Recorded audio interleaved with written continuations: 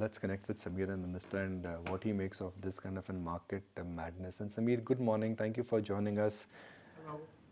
Everybody is trying to understand that what is happening in the world. Gold, Bitcoin, yield, just getting slightly, slightly non-linear, so to speak, isn't it?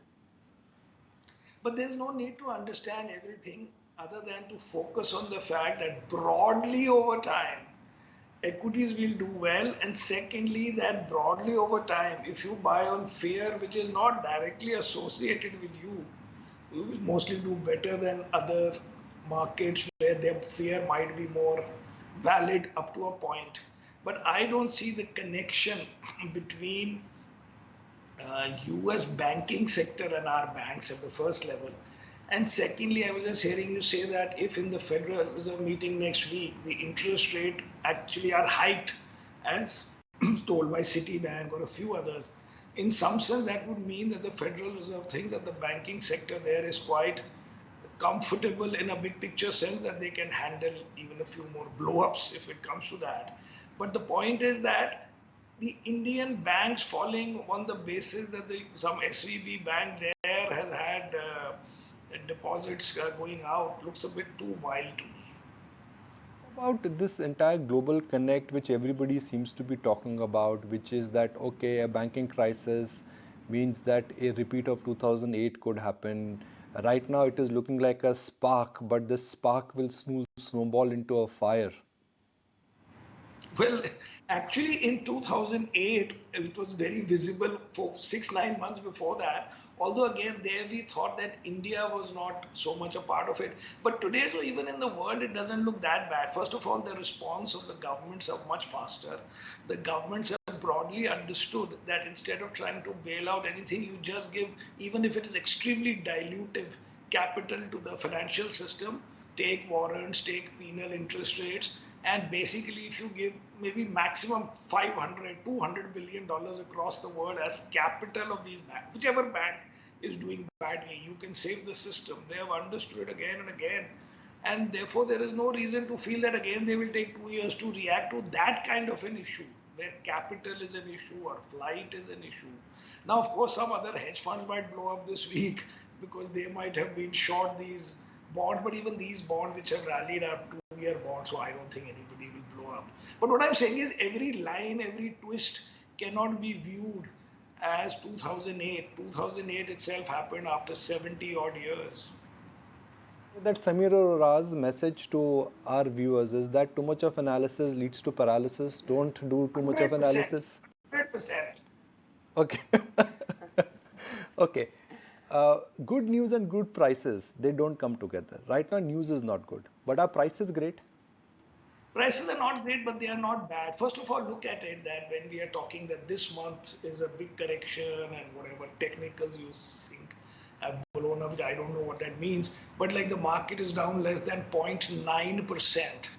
If you look at it year to date, the market is down like 4 or 5%. And this is after absorbing a very big issue, which at the end has been handled well, which is the, I mean, from their point of view, the Adani issue, where people were feeling or would have felt if you had asked this question in November, December, that what happens if the Adani group stocks fall 50%, what will be the repercussions, the side effects, the follow-on effects. Bull, nothing happened. So for us to be able to deal with the issue which may have come up later someday and absorb it in the same 2 months where FII flows were going out because people thought that they should go into China, that trade for them has failed. So I think in the end, India is doing quite well. Broadly, I'm a long short fund. I don't have that much to worry whether it is 70 net. I can reduce it to 50 net in 1 minute. But I feel that broadly it is not bad. Let's see. Sure, Samir, I completely understand that the markets are being a little bit, foolhardy in this knee-jerk reaction that if an SVB is, falling down, why should we be selling Indian banks? But at a time when the FIIs are so away and aloof from India, and year to date we've been seeing the kind of, selling which has been taking place, and the sentiment largely is a little bit brittle, and the markets have been consolidating for a while. I guess at that time, these kind of news flow does not really augur well for us. No, it doesn't. But I'm saying that we have been able to handle not just news flow, but actual events related to our market. The two actual events are the Adani issue, which has in the end been absorbed by the market, and second is the actual outflow in January, where the rest of the world was having inflows, where China was up some 10%, where US was up 7%.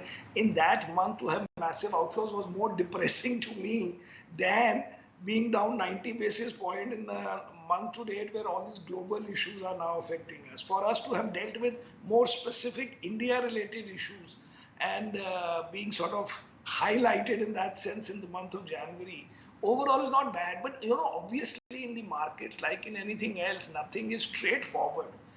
You have to only see big picture, that okay, sell, trim, whatever, but to think that for example, let's look at IndusInd Bank, in which, by the way, we own shares. So now the Reserve Bank of India says 2-year tenure or whatever extension for the CEO. So what do you exactly, what do the analyst or fund management guys go into a corner and think that the RBI thinks that this CEO is not good, but doesn't matter, for 2 years you have your run and do what you want, but 3 years is a bit too much. I think this is like everything else in our system, that if we give 3 years, it would like that we are strong supporters of the bank or the individual, and 1 year will look bad, so okay, move on in life. But why should that be interpreted that RBI had to give a like an A grade, A plus grade to nobody else has these grades been given?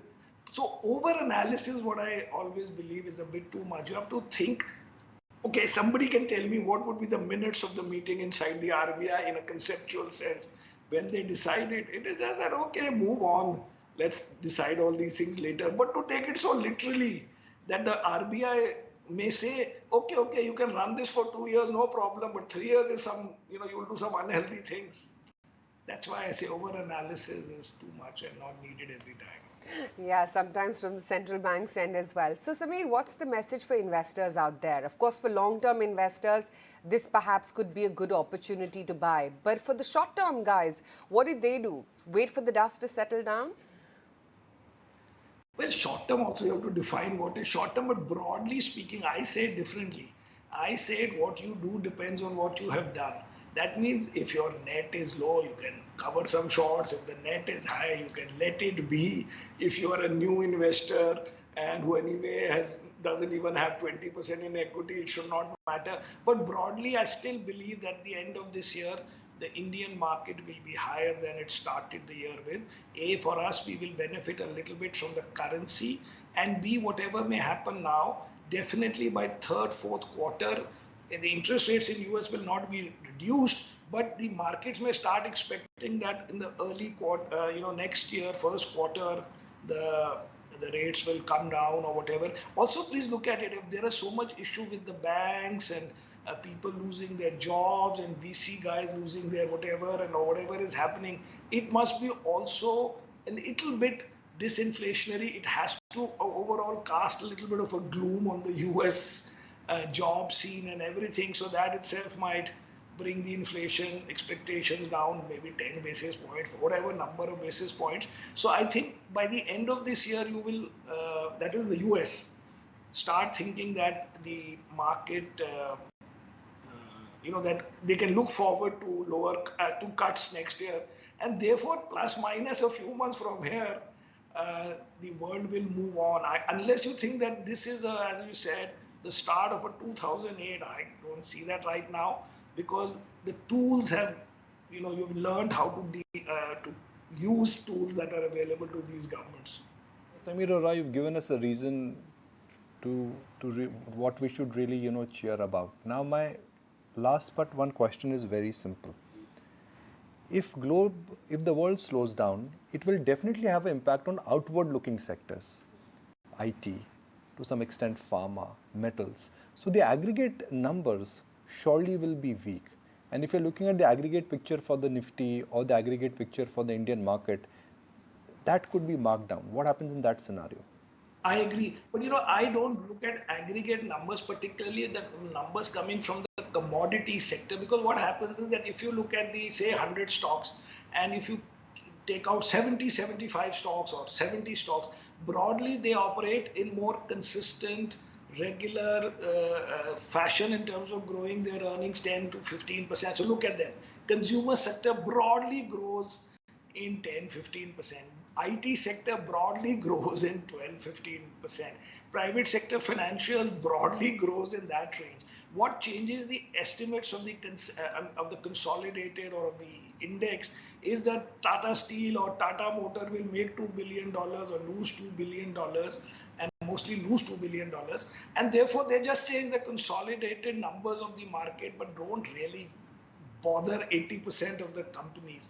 And if you also look at it today, if you see that, Indian premium to emerging markets used to be 70%, it has now become 50%. If you see really what has happened is that the Chinese market, which was down, went up a little bit, and Indian relative premium to emerging markets became a bit more normal. It was so specific, so narrow to give it these big picture things that Indian premium is high and then suddenly Indian premium is in line just because the Chinese market went up and down. It's the same thing here. If a Tata Steel or any of these commodity companies' earnings get added, please note that these companies get very low multiples. Therefore, earning contribution from commodity companies should in any case make a lower impact on the index. Therefore, remove commodities. Now talk about IT. I don't like IT myself, so I agree with you on that. But Samir, in the event that the market would recover from here, which you do believe by year end, all the dust would settle down and India would be resilient and outperform perhaps the rest of the globe, what happens to banks? Because if the index has to recover and cover the losses, banks, because of their weightage, have to perform well. And I purely ask because, within banks, the performance of each and every cluster is just so bifurcated and divergent. What the HDFC twins are doing is completely different from what a Kotak has done, what the PSBs are doing, or what an ICICI Bank and an SBI together, or for that matter, IndusInd and Axis are doing. We broadly like all of them in some form or the other, except in PSB, we restrict our interest to State Bank of India. Relative to India, I think it is the best sector, and although it's not that I have bought yesterday or day before, but this fall looks a bit unreasonable, and it's just this the macro guys or the guys who manage money in 30 countries who really don't have time to individually look at stocks but do it more as bets on either country or sectors, who at the first level will say that bank is doing badly, so I must sell. But little bit a connection, even I agree, happens at a sector level just by this commonality of investors across markets. But I still feel most confident of banks, then about consumer, and third about IT. Just a view largely on the back of this SVB fallout. We're also seeing other asset classes, for instance, gold, cryptos surging. You've seen the dollar index as well being impacted. It's down now to about 103. What's your view on some of these other asset classes in light of what we've seen take place? So other asset classes for me are that I'm beneficiary in terms of our fund. If the rupee strengthens, because our fund is India focused and exposed to the Indian rupee. But other things I'm doing, I don't do crypto. Gold I own myself, but that is not, I'm not doing it in a professional manner like I am a fund manager for equity, so I don't have much to add. But gold has in the end proven itself over the years, and it is worth it to have 10-15% in gold just as a buy and forget kind of a thing. I did this buy and forget in 2007 after the crisis, or 8. And it's lying somewhere in some physical form. Okay. Won't probe on that, but good to get in your perspective nonetheless. Thanks very much as always, Samir, for joining in. Time to connect with